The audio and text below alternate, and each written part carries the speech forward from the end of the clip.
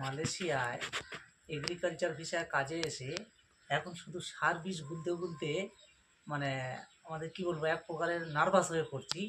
কাজ বেশি শুধু এই সার বীজ তো গোলা কাজ, যেহেতু এখন এখানে ধানে স্প্রে হচ্ছে, ধানের বয়স এখন যেহেতু 2 মাস 2.5 মাস চলছে, সেহেতু তা এখন এই যে বায়ার কোম্পানির ডেসিস, এই ডেসিসটা এখন ধানেতে মারা হচ্ছে, প্রয়োগ করা হচ্ছে। তা এর কাজ মূলত ধানের যে মাজরা পোকা, যে লিফ ফল্ট, এইগুলো থেকে সুরক্ষিত করার জন্য যে কীটনাশক পোকাটা, এবং এটা মারার একটা সুবিধা কি, 1 ঘন্টার মধ্যে বৃষ্টি চলে এলেও 1 ঘন্টা সময় মোটামুটি পার হয়ে গেলে এটা কাজ কিন্তু পুরোপুরিভাবে হয়।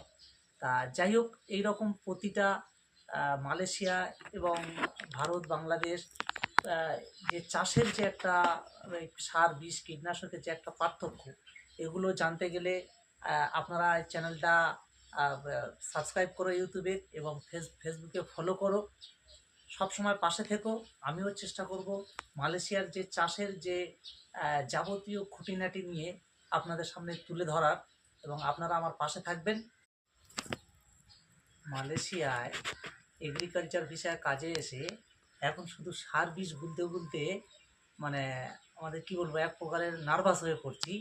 কাজ বেশি শুধু এই সার বীজ তো গোলা কাজ, যেহেতু এখন এখানে ধানে স্প্রে হচ্ছে, ধানের বয়স এখন যেহেতু 2 মাস 2.5 মাস চলছে, সেহেতু তা এখন এই যে বায়ার কোম্পানির ডেসিস, এই ডেসিসটা এখন ধানেতে মারা হচ্ছে, প্রয়োগ করা হচ্ছে। তা এর কাজ মূলত ধানের যে মাজরা পোকা, যে লিফ ফল্ট, এইগুলো থেকে সুরক্ষিত করার জন্য যে কীটনাশক পোকাটা, এবং এটা মারার একটা সুবিধা কি, 1 ঘন্টার মধ্যে বৃষ্টি চলে এলেও 1 ঘন্টা সময় মোটামুটি পার হয়ে গেলে এটা কাজ কিন্তু পুরোপুরিভাবে হয়।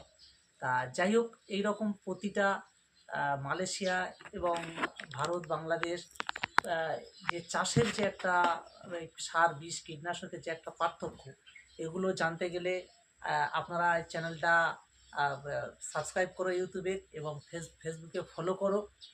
সবসময় পাশে থেকো। আমিও চেষ্টা করব মালয়েশিয়ার যে চাষের যে যাবতীয় খুঁটিনাটি নিয়ে আপনাদের সামনে তুলে ধরার, এবং আপনারা আমার পাশে থাকবেন।